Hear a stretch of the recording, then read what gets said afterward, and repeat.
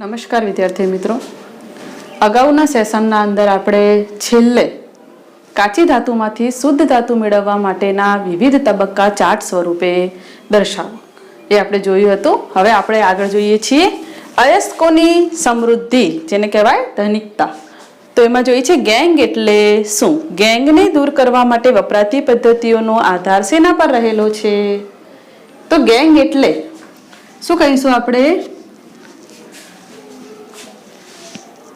જમીનમાંથી જે પણ તત્વ મળે છે એ તત્વ જે છે એ કાચી ધાતુમાં એકલું હોતું નથી. એટલે કે કાચી ધાતુમાં તત્વ એકલું હોતું નથી, પરંતુ તેમાં માટી, તેમાં વધુ માત્રામાં માટી, રેતી અને કેટલાક અનિચ્છનીય પદાર્થો પણ રહેલા હોય છે. આવા અનિચ્છનીય પદાર્થોને શું કહીશું આપણે? ગેંગ કહે છે. તો ફરીથી વિદ્યાર્થી મિત્રો વ્યાખ્યા જોઈએ છીએ. કાચી ધાતુમાં તત્વ એકલું હોતું નથી, પરંતુ તેમાં વધુ માત્રામાં માટી, રેતી અને કેટલાક અનિચ્છનીય પદાર્થો પણ રહેલા હોય છે. તો આવા અનિચ્છનીય પદાર્થોને આપણે શું કહીશું? ગેંગ. આગળ જોઈએ છીએ ગેંગને દૂર કરવા માટે વપરાતી પદ્ધતિઓનો આધાર શેના પર રહેલો છે? તો ગેંગને દૂર કરવા માટે વપરાતી પદ્ધતિઓનો આધાર ગેંગ અને કાચી ધાતુના ભૌતિક અથવા રાસાયણિક ગુણધર્મો વચ્ચે રહેલા તફાવત પર રહેલો છે. તો ગેંગને દૂર કરવા માટે વપરાતી પદ્ધતિઓના આધાર ગેંગ અને કાચી ધાતુના ભૌતિક અથવા રાસાયણિક ગુણધર્મો વચ્ચે રહેલા તફાવત પર રહેલો છે. તો આ રીતે પરીક્ષાના અંદર તમને વ્યાખ્યા પણ એક ગુણના અંદર પૂછી શકાય છે કે ગેંગ એટલે શું. તો આ રીતે વ્યાખ્યા જે છે તમે તૈયાર કરીને એક ગુણ મેળવી શકો છો. વિદ્યાર્થી મિત્રો, આપણે આગળ સક્રિયતાના આધારે ધાતુઓનું વર્ગીકરણ સમજાવો આપણે ભણી ગયા, અને જેમાં વર્ગીકરણ 3 પ્રકારે હતું. સૌથી ઊંચી સક્રિયતા ધરાવતી ધાતુઓ, મધ્યમ સક્રિયતા ધરાવતી ધાતુઓ અને નીચી સક્રિયતા ધરાવતી ધાતુઓ. એમાં આપણે જોઈએ છીએ સક્રિયતા શ્રેણીમાં નીચે રહેલી ધાતુઓનું નિષ્કર્ષણ. તો પ્રશ્ન જોઈએ છીએ સક્રિયતા શ્રેણીમાં નીચે રહેલી ધાતુનું નિષ્કર્ષણ સમજાવો.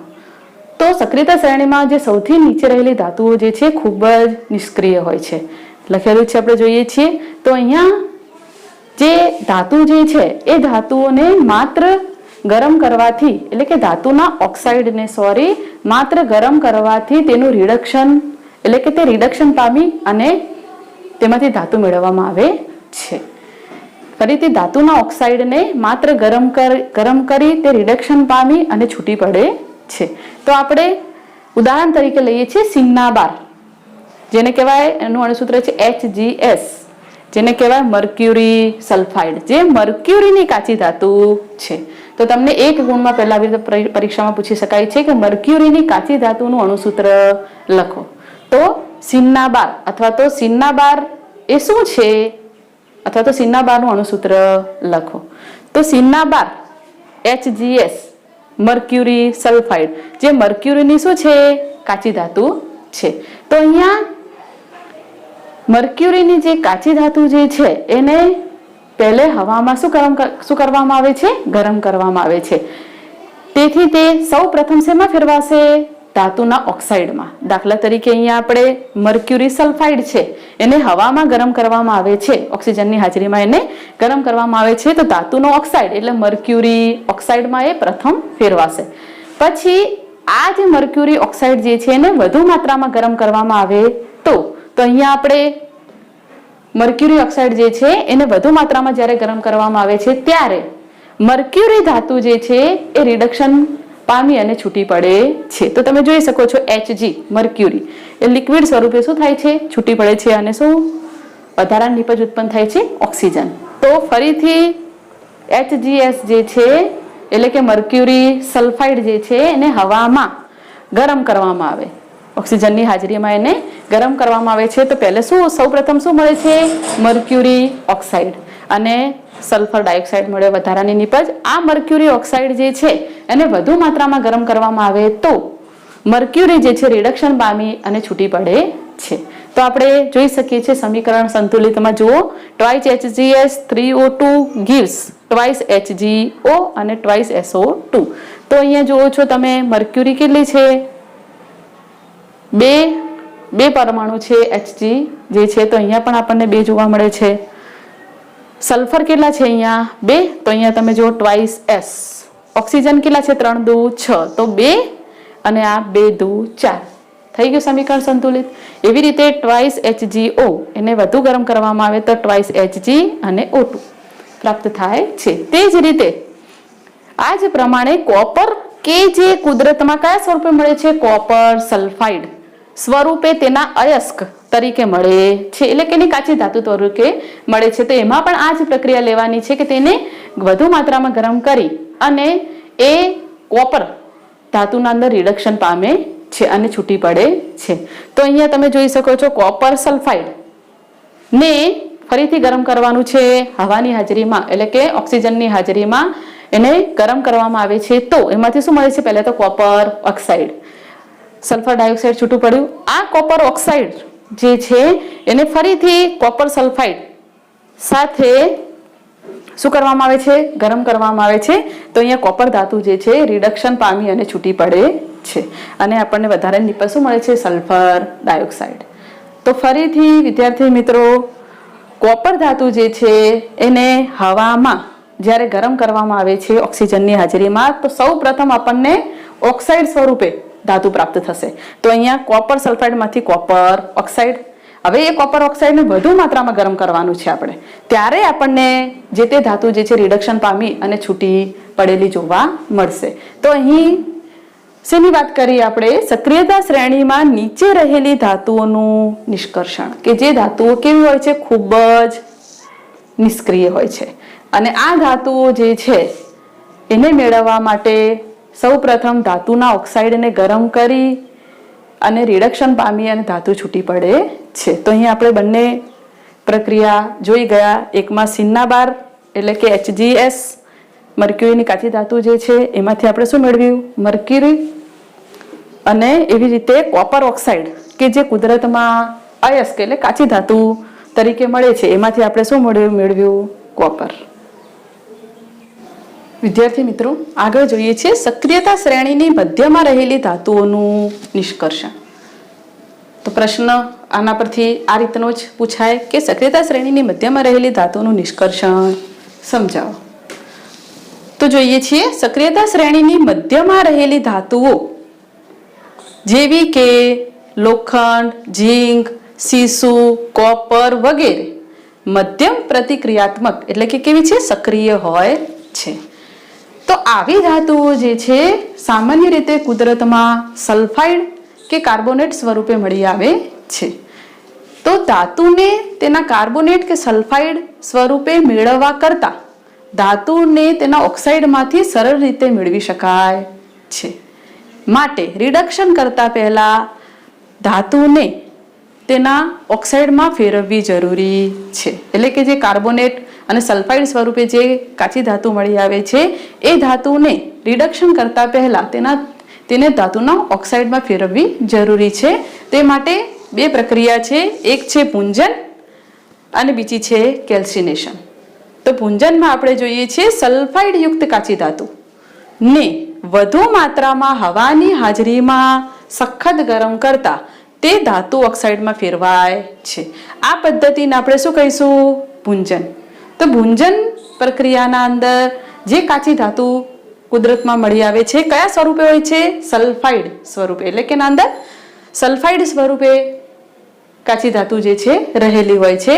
તો અહીંયા ઝીંક અયસ્ક માટે, એટલે કે ઝીંકની કાચી ધાતુ માટે ભૂંજન પ્રક્રિયા આપણે જોઈએ છીએ તો ZnS, ઝીંક સલ્ફાઇડ ને હાલ આપણે કીધું કે તેને વધુ માત્રાના અંદર હવાની હાજરીમાં, એટલે કે ઓક્સિજન સાથે પ્રક્રિયા કરવાથી શું મેળવવામાં આવે છે? પહેલે ધાતુનો ઓક્સાઇડ.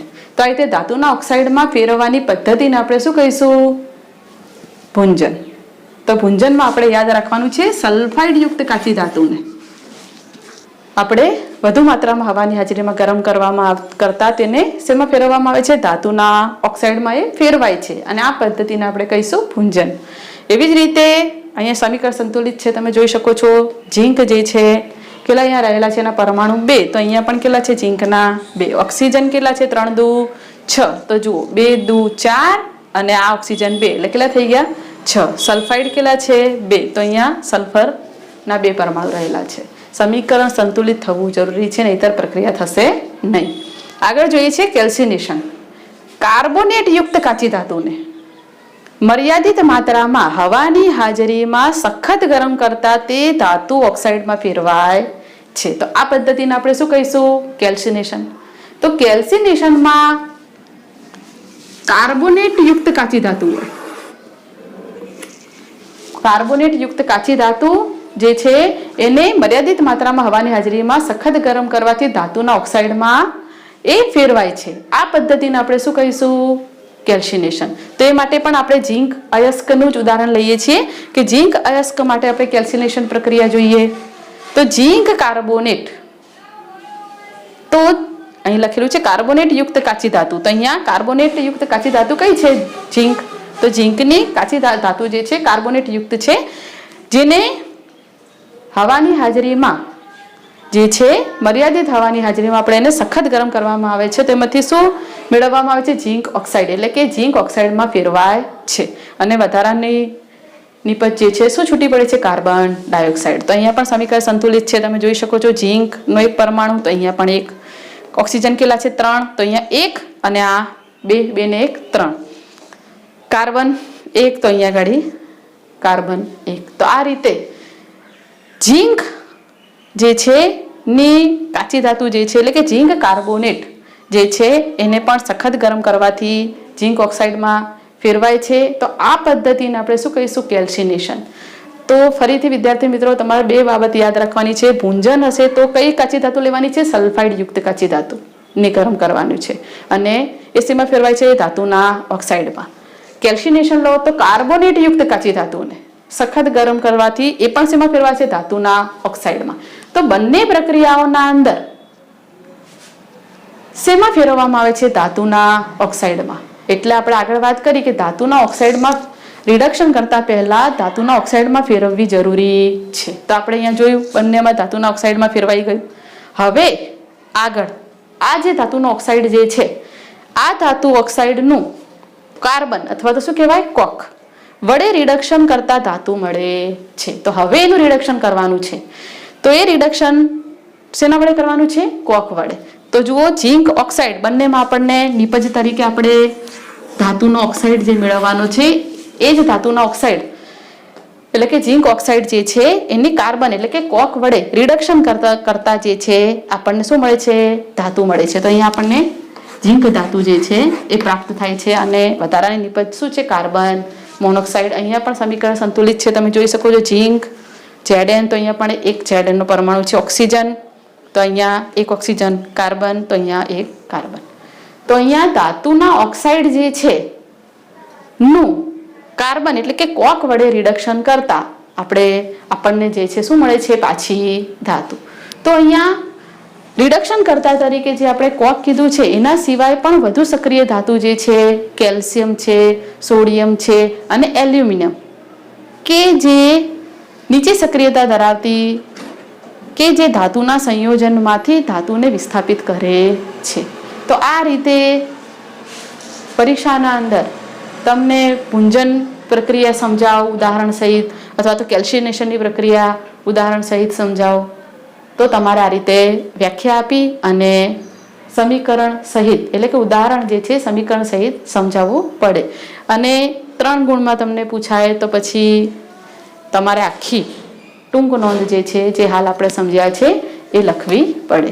તો આ રીતે વિદ્યાર્થી મિત્રો આપણે શું સમજ્યા? સક્રિયતા શ્રેણીની મધ્યમાં રહેલી ધાતુઓનું નિષ્કર્ષ. આગળ જોઈએ થર્મિટ પ્રક્રિયા સમજાવો. તો વ્યાખ્યા જોઈએ છે, વધુ સક્રિય ધાતુ ઓછી સક્રિય ધાતુને તેના સંયોજન માંથી વિસ્થાપિત કરે છે. આ વિસ્થાપન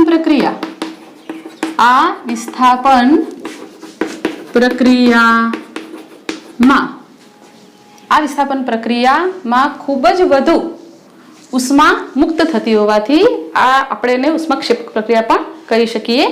તો આ વિસ્થાપન પ્રક્રિયામાં ખૂબ જ વધુ ઉષ્મા મુક્ત થતી હોવાથી આપણે એને ઉષ્માક્ષેપક પ્રક્રિયા પણ કહીશું.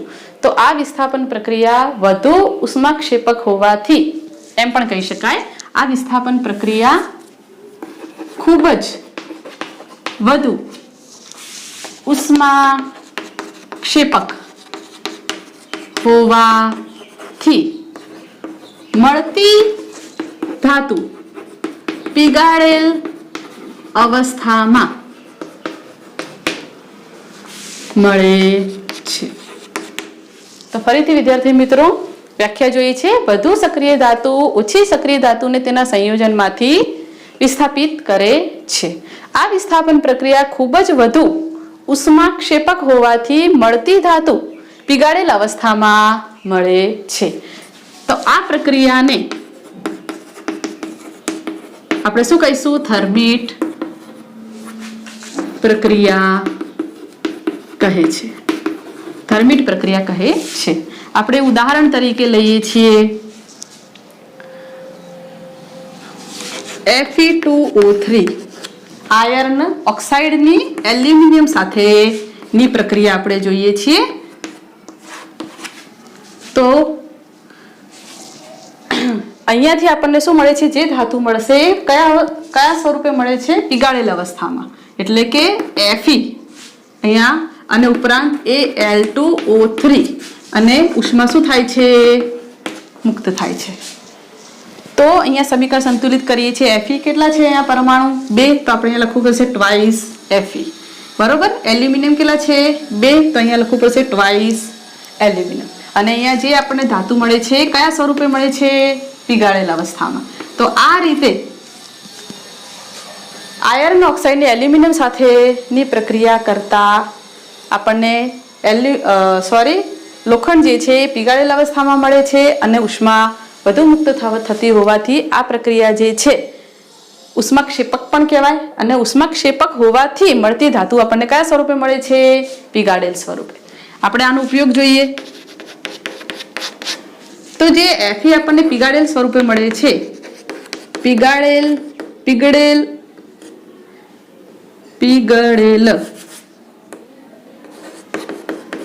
Fe નો ઉપયોગ રેલવેના પાટા અને મશીનના તિરાડ પડેલા ભાગોને જોડવા માટે થાય છે. તો આ રીતે એક ગુણમાં પણ તમને પ્રશ્ન પૂછી શકાય છે કે થર્મિટ પ્રક્રિયાનો ઉપયોગ લખો. તો થર્મિટ પ્રક્રિયામાં આપણે ઉદાહરણ તરીકે જે Fe આપણને મળે છે પીગાળેલ અવસ્થામાં, એ Fe નો ઉપયોગ રેલવેના પાટા અને મશીનના તિરાડ પડેલા ભાગોને જોડવા માટે થાય છે. તો થર્મિટ પ્રક્રિયા સમજાવો. તો આ રીતે તમે ઉદાહરણ સહિત સમજાવી શકો છો. અને ફરીથી થર્મિટ પ્રક્રિયાના અંદર વધુ સક્રિય ધાતુ જે છે ઓછી સક્રિય ધાતુને તેના સંયોજનમાંથી શું કરે છે? વિસ્થાપિત કરે છે। આ વિસ્થાપન પ્રક્રિયા ખૂબ જ વધુ ઉષ્માક્ષેપક હોવાથી મળતી ધાતુ જે છે આપણને કયા અવસ્થામાં મળે છે? પીગાળેલ અવસ્થામાં। તો આપણે ઉદાહરણ તરીકે લઈએ છીએ આયર્ન ઓક્સાઇડની એલ્યુમિનિયમ સાથે પ્રક્રિયા કરતા આપણને આયર્ન જે છે કયા સ્વરૂપે મળે છે? પીગાળેલ અવસ્થામાં। સમીકરણ સંતુલિત તમે જોઈ લીધું, Fe ના 2 પરમાણુ, તો અહીંયા પણ 2 છે, એલ્યુમિનિયમ 2 છે, તો અહીંયા ટ્વાઇસ Al, ઓક્સિજન 3, તો અહીંયા ઓક્સિજન અને વધુ ઉષ્મા જે છે મુક્ત થાય છે। તો અહીંયા પીગાળેલ Fe જે પ્રાપ્ત થાય છે એ પીગાળેલ Fe નો ઉપયોગ રેલવેના પાટા અને મશીનના તિરાડ પડેલા ભાગોને જોડવા માટે થાય છે। વિદ્યાર્થી મિત્રો, આગળ જોઈએ છીએ સક્રિયતા શ્રેણીમાં ટોચ પર રહેલી ધાતુનું નિષ્કર્ષણ। તો પ્રશ્ન એ જ રીતે સક્રિયતા શ્રેણીમાં ટોચ પર રહેલી ધાતુનું નિષ્કર્ષણ સમજાવો। તો વિદ્યાર્થી મિત્રો, ટોચ પર રહેલી ધાતુ જે છે વધુ સક્રિય હોય છે। આ ધાતુના સંયોજનનું કાર્બન વડે રિડક્શન કરી શકાતું નથી, કારણ કે આ ધાતુ જે છે એ ઓક્સિજન પ્રત્યે વધુ આકર્ષણ ધરાવે છે। તો આવી ધાતુઓનું નિષ્કર્ષણ વિદ્યુત વિભાજનીય રિડક્શન પદ્ધતિ દ્વારા કરવામાં આવે છે। ઉદાહરણ તરીકે કેલ્શિયમ, મેગ્નેશિયમ અને સોડિયમ તેમના પીગાળેલા ક્લોરાઇડના વિદ્યુત વિભાજન દ્વારા મેળવવામાં આવે છે। તો વિદ્યુત વિભાજન દરમિયાન કેથોડ પાસે ધાતુ જમા થાય છે, એટલે કે ધાતુ જે છે કેથોડ પાસે, એટલે કે ઋણ વીજભારિત વિદ્યુત ધ્રુવ પાસે, અને ક્લોરીન વાયુ જે છે એનોડ પાસે, એટલે કે ધન વીજભારિત વિદ્યુત ધ્રુવ પાસે જમા થાય છે। દાખલા તરીકે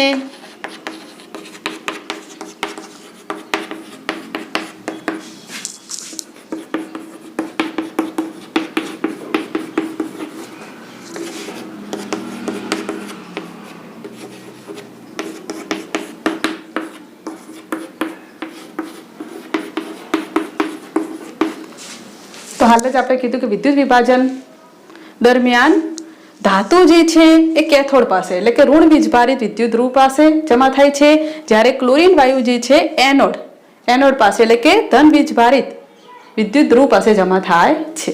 આ જ રીતે એલ્યુમિનિયમ ઓક્સાઇડમાંથી એલ્યુમિનિયમ મેળવવા માટે વિદ્યુત વિભાજનીય રિડક્શન પદ્ધતિ વપરાય છે। તો આ રીતે સક્રિયતા શ્રેણીમાં ટોચ પર રહેલી ધાતુઓનું નિષ્કર્ષણ સમજાવો। આગળ જોઈએ છે વિદ્યાર્થી મિત્રો ધાતુઓનું શુદ્ધિકરણ। તો ધાતુઓના શુદ્ધિકરણ માટેની વિદ્યુત વિભાજનીય શુદ્ધિકરણ પદ્ધતિ સમજાવો, અથવા તમને પણ પૂછાય કોપરનું વિદ્યુત વિભાજનીય રિડક્શન સમજાવો। તો કાચી ધાતુમાંથી જે ધાતુ મળે છે એ ધાતુ કેવી હોય છે? અશુદ્ધ હોય છે। તો એવી ધાતુઓનું શુદ્ધિકરણ કરવું જરૂરી છે। તો આ માટે વિદ્યુત વિભાજનીય શુદ્ધિકરણ કે જેમાં અશુદ્ધ ધાતુમાંથી શુદ્ધ ધાતુ જે મેળવવામાં આવે છે એ વિદ્યુત વિભાજનીય શુદ્ધિકરણ માટેની પદ્ધતિ જે છે ખૂબ જ વ્યાપક પ્રમાણમાં વપરાય છે। કોપર, ઝીંક, ટીન, નિકલ, ચાંદી અને સોના જેવી ધાતુઓને શુદ્ધ કરવા માટે વિદ્યુત વિભાજનીય રિડક્શન કરવામાં આવે છે, જેમાં અશુદ્ધ ધાતુનો સળિયો એનોડ અને શુદ્ધ ધાતુની પાતળી પટ્ટી જે છે એ કેથોડ તરીકે લેવામાં આવે છે। તો અહીંયા તમે જોઈ શકો છો આકૃતિના અંદર સાધનોની જે ગોઠવણી કરેલી છે એમાં એનોડ તરીકે અશુદ્ધ કોપરની પટ્ટી, કેથોડ કે જેના પર શુદ્ધ કોપર જમા થશે એટલે કેવી બનશે? શુદ્ધ કોપરની પટ્ટી। આ શું છે? પાત્ર છે। અહીંયા કેથોડ અને એનોડને બેટરી સાથે જોડેલ છે। વિદ્યુત વિભાજ્ય દ્રાવણ તરીકે અહીંયા જે છે એ ધાતુના ક્ષારનો વિદ્યુત વિભાજ્ય દ્રાવણ તરીકે ઉપયોગ કરવામાં આવે છે। તો અહીંયા આપણે જોઈ શકીએ છીએ એસિડિક કોપર સલ્ફેટનું દ્રાવણ જે છે વિદ્યુત વિભાજ્ય દ્રાવણ તરીકે લેવામાં આવે છે। નીચે અદ્રાવ્ય અશુદ્ધિને આપણે શું કહીશું? એનોડિક પંખ। તો આપણે જોઈએ જ્યારે વિદ્યુત વિભાજ્ય દ્રાવણમાંથી જ્યારે વિદ્યુતનું વહન થાય છે, તમે જોઈ શકો છો અહીંયા બંને વિદ્યુત ધ્રુવો જે છે એને બેટરી સાથે જોડેલા છે। તો જ્યારે કળ ચાલુ કરવામાં આવે છે ત્યારે વિદ્યુતનું શું થશે વહન? તો જો ઇલેક્ટ્રોન આપણને ખબર છે ઇલેક્ટ્રોન જે છે ધનથી ઋણ દિશામાં આપણે દર્શાવવાના છે. આમ ઇલેક્ટ્રોનનું વહન ઋણથી ધન દિશામાં હોય છે. તો આ રીતે જ્યારે વિદ્યુત વિભાજ્ય દ્રાવણમાંથી વિદ્યુત પ્રવાહ પસાર કરવામાં આવે છે ત્યારે અશુદ્ધ કોપરની પટ્ટી કે જે એનોડ છે, તો એનોડમાંથી અશુદ્ધ કોપર જે છે એ ક્યાં આવશે? તો વિદ્યુત વિભાજ્ય દ્રાવણમાં એ ઓગળે છે. એનોડ પરથી અશુદ્ધ કોપર જે છે એ વિદ્યુત વિભાજ્ય દ્રાવણમાં ઓગળે છે. તેટલા જ સમતુલ્ય માત્રામાં શુદ્ધ કોપર જે છે એ શેના પર જમા થશે? કેથોડની પટ્ટી પર. તો આ રીતે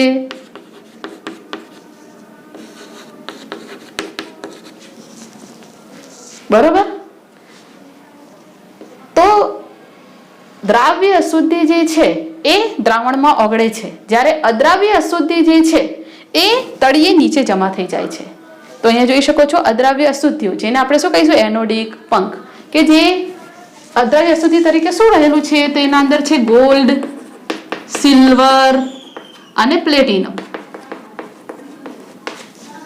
કે જે તળિયે કાદવ રૂપે જમા થશે અને જેને આપણે શું કહીશું? એનોડિક પંખ. તો આ રીતે અશુદ્ધ કોપરનું જે પટ્ટી જે છે એમાંથી અશુદ્ધ કોપર જે છે એ શેમાં ઓગળશે? વિદ્યુત વિભાજ્ય દ્રાવણમાં. અને તેટલા સમતુલ્ય માત્રામાં Cu+2 એટલે કે શુદ્ધ કોપર જે છે શેના પર જમા થશે? કેથોડ પર. તો આ રીતે શુદ્ધ ધાતુ કેથોડ પાસે જમા થાય છે અને આ રીતે આપણે શુદ્ધ ધાતુ મેળવી શકીએ છીએ. તો અહીંયા જે એનોડ એટલે કે આપણે જોઈએ છીએ જેમ કે એનોડ કે જે પટ્ટી લીધેલી છે એ કેવી છે? અશુદ્ધ કોપરની પટ્ટી છે. તો અહીંયા આપણે લખીશું Cu અશુદ્ધ માંથી Cu+2 અને 2 ઇલેક્ટ્રોન.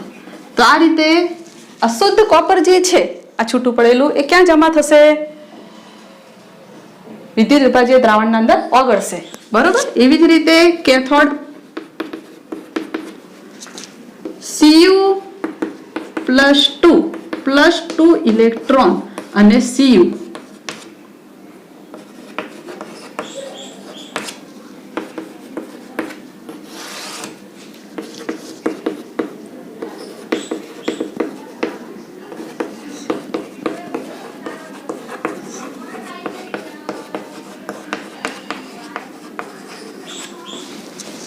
તો વિદ્યાર્થી મિત્રો ફરીથી સમજીએ, જે આપણે એનોડ જે છે કે જે અશુદ્ધ કોપરની પટ્ટી, એનોડ તરીકે અશુદ્ધ કોપરની પટ્ટી છે, તો જેમાંથી Cu જે છૂટું પડે છે એ વિદ્યુત વિભાજ્ય દ્રાવણમાં ઓગળશે. તેટલી જ માત્રામાં શુદ્ધ આ જે Cu જે ઓગળે છે એ Cu જે છે એ શેના પર જમા થશે? હવે શુદ્ધ સ્વરૂપે કેથોડ પર.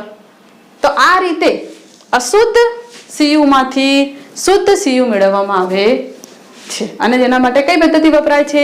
વિદ્યુત વિભાજનીય રિડક્શન પદ્ધતિ. તો વિદ્યુત વિભાજનીય રિડક્શન પદ્ધતિના અંદર આ રીતે કોપરનું વિદ્યુત વિભાજનીય રિડક્શન સમજાવો તો આકૃતિ સહિત તમારે સમજાવવું પડે. અને વિદ્યુત વિભાજનીય રિડક્શન પદ્ધતિના અંદર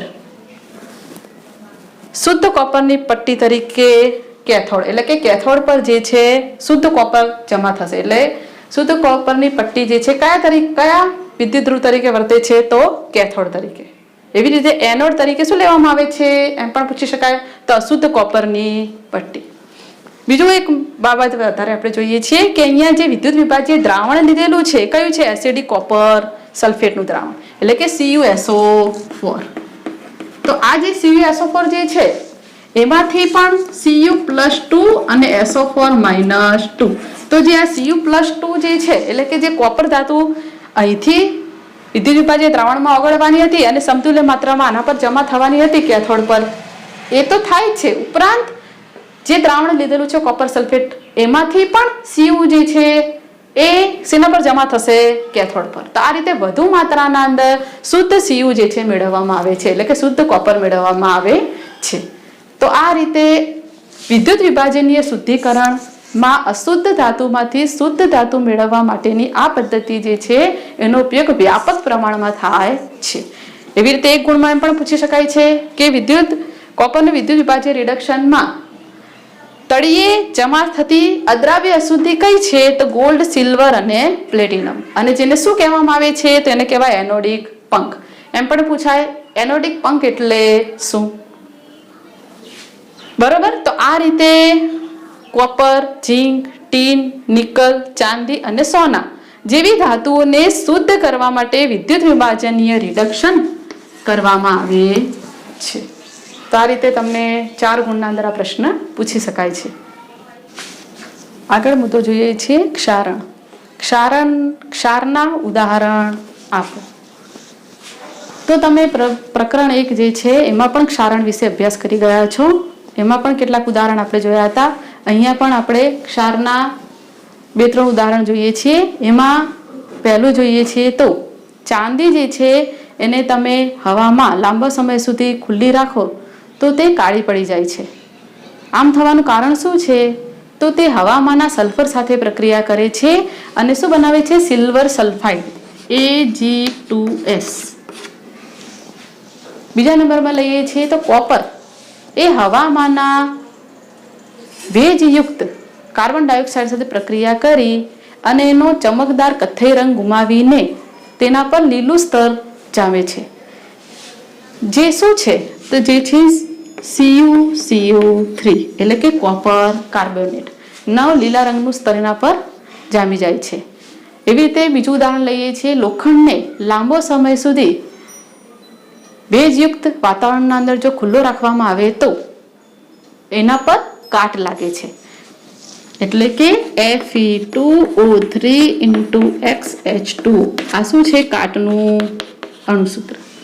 તો આ રીતે લોખંડને લાંબો સમય સુધી જો ભેજવાળા વાતાવરણમાં રાખવામાં આવે તો એના પર કથ્થઈ રંગનું જે પડ જામે છે એને આપણે શું કહીએ છીએ? કાટ લાગવું. તો એનું અણુસૂત્ર આપેલું છે અહીંયા Fe2O3 તો આ રીતે ચાંદીનું કાળું પડવું, કોપર પર લીલા રંગનું સ્તર જામવું, લોખંડ પર કથ્થઈ રંગનું સ્તર જામવું એ શું છે? એ ધાતુઓ જે છે એના પર એનું કટાવાની પ્રક્રિયા છે. એટલે કે એના પર જે સ્તર જામે છે જેના કારણે ધાતુ જે છે એ લાંબો સમય સુધી જે છે જો આવા વાતાવરણના સંપર્કમાં રહે તો એ ધાતુ જે છે એને નુકસાન થઈ શકે છે. તો આ રીતે પ્રકરણ 1માં પણ તમે ક્ષારણ વિશે થોડો ઘણો અભ્યાસ કરી ગયા છો. તો ક્ષારના ઉદાહરણ આપો. તો આ રીતે ચાંદી, કોપર અને લોખંડનું ઉદાહરણ આપી અને તમે એક્ઝામમાં સમજાઈ શકો છો. વિદ્યાર્થી મિત્રો, આગળ આપણે પ્રવૃત્તિ જોઈશું 3.14. લોખંડને કઈ પરિસ્થિતિમાં કાટ લાગે છે?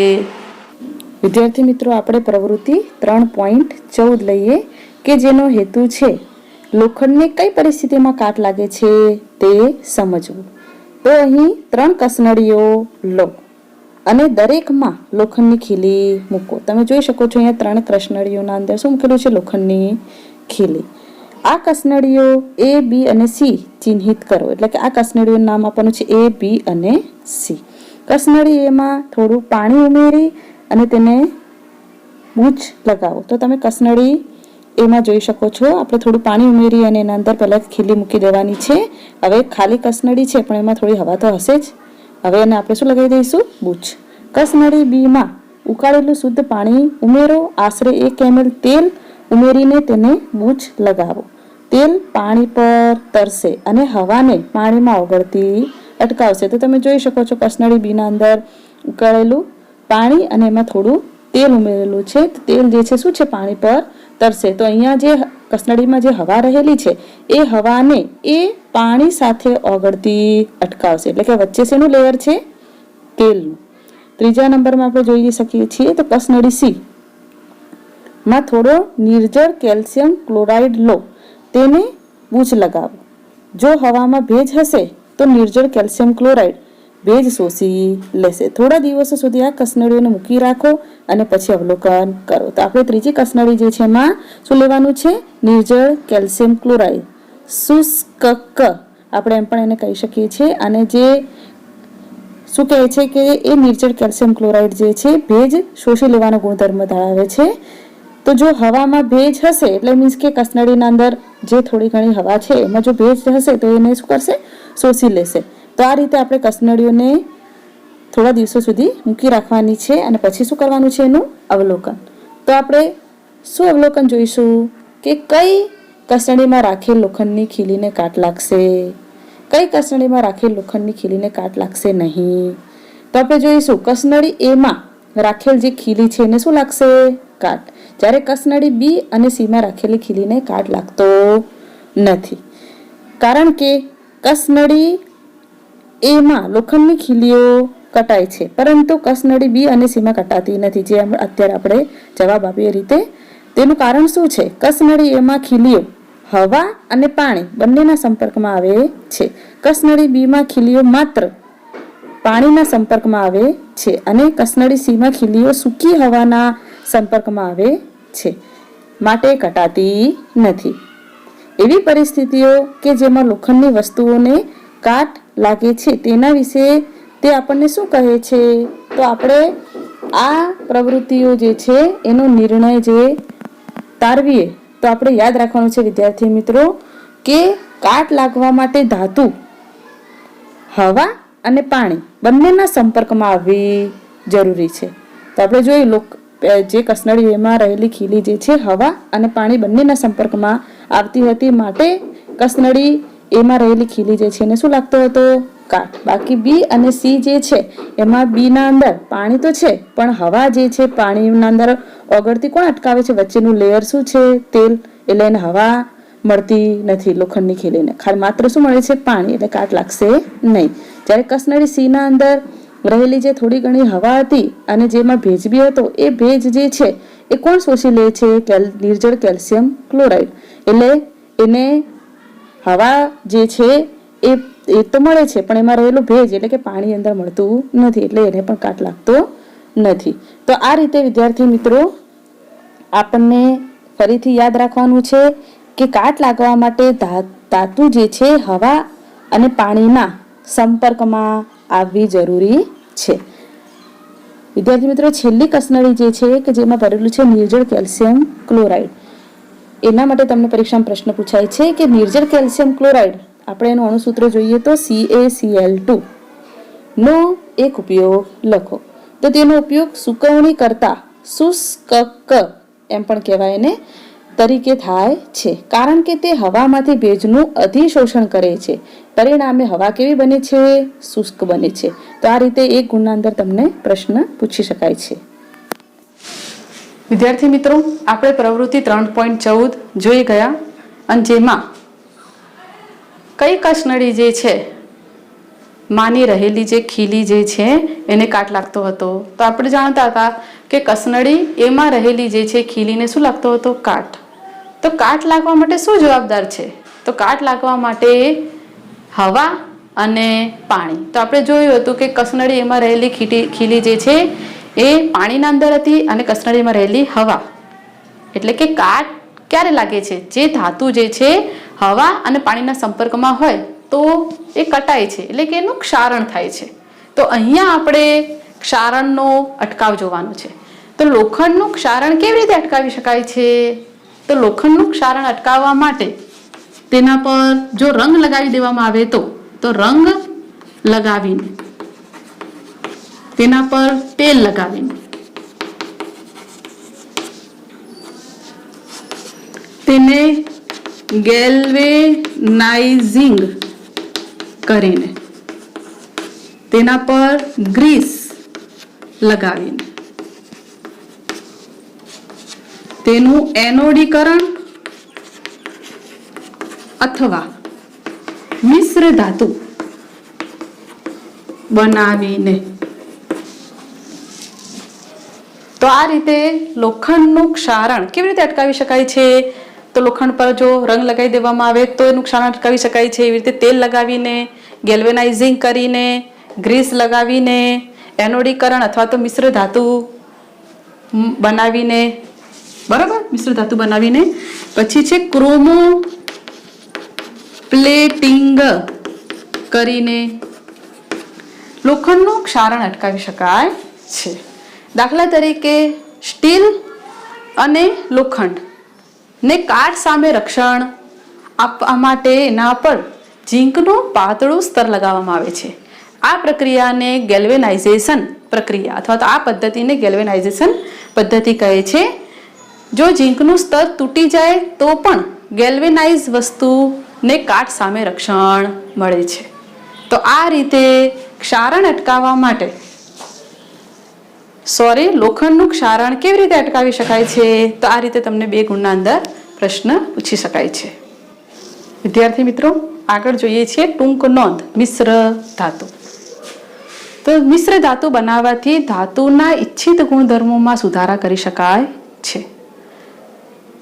લોખંડ જે છે એ ખૂબ જ વ્યાપક પ્રમાણમાં વપરાતી ધાતુ છે, પરંતુ લોખંડ જે છે એ શુદ્ધ સ્વરૂપે વાપરી શકાતી નથી, કારણ કે તે ખૂબ જ નરમ હોય છે અને ગરમ હોય ત્યારે તે તન્ય હોય છે. માટે એમાં થોડા પ્રમાણમાં કાર્બન ઉમેરવામાં આવે છે 0.05%, કે જેનાથી તે સખત અને મજબૂત બને છે. લોખંડના અંદર ક્રોમિયમ અને નિકલ ઉમેરવાથી એમાંથી સ્ટેનલેસ સ્ટીલ બને છે, જે ખૂબ જ સખત હોય છે અને તેને કાટ લાગતો નથી. તો આ રીતે લોખંડમાં અન્ય પદાર્થો એટલે કે ધાતુ ઉમેરવાથી લોખંડના ગુણધર્મોમાં ફેરફાર કરી શકાય છે. મિશ્ર ધાતુ એ 2 કે તેથી વધુ ધાતુ અથવા ધાતુ અને અધાતુનું સમાંગ મિશ્રણ છે. મિશ્ર ધાતુની વાહકતા અને ગલનબિંદુ એ શુદ્ધ ધાતુ કરતા નીચા હોય છે. મિશ્ર ધાતુ પૈકી એક ધાતુ આપણે મર્ક્યુરી લઈએ તો તેની મિશ્ર ધાતુને સરસ અથવા એને કહેવાય એમાલ્ગમ કહે છે. દાખલા તરીકે ZnHg, ઝીંક એમાલ્ગમ. પિત્તળ જેને કહે છે બ્રાસ, એ તાંબુ અને ઝીંકની મિશ્ર ધાતુ છે. એવી રીતે બ્રોન્ઝ એ તાંબુ અને ટીનની મિશ્ર ધાતુ છે. બ્રોન્ઝ એ વિદ્યુતનું સારું વાહક નથી, પરંતુ તાંબુ જે છે વિદ્યુતનું સારું વાહક છે, માટે તેનો ઉપયોગ વિદ્યુતીય પરિપથ બનાવવા માટે થાય છે. સોલ્ડર એ સીસુ અને ટીનની મિશ્ર ધાતુ છે, જેનું ગલનબિંદુ નીચું હોય છે અને જેનો ઉપયોગ જે છે વિદ્યુતીય તારનું એકબીજા સાથે વેલ્ડિંગ કરવા માટે વપરાય છે. તો આ રીતે મિશ્ર ધાતુની ટૂંક નોંધ સમજાવો તો તમે પરીક્ષામાં લખી શકો છો. અને 1 ગુણમાં પણ પૂછી શકાય છે કે બ્રાસ એ કઈ બે ધાતુની મિશ્ર ધાતુ છે, બ્રોન્ઝ એ કઈ બે ધાતુની મિશ્ર ધાતુ છે, સોલ્ડર એ કઈ બે ધાતુની મિશ્ર ધાતુ છે. તો આ રીતે 1 ગુણમાં પૂછી શકાય છે કે લોખંડના અંદર કઈ ધાતુ ઉમેરવાથી તે સખત અને મજબૂત બને છે? તો કાર્બન, અને કેટલા પ્રમાણમાં? તો 0.05%.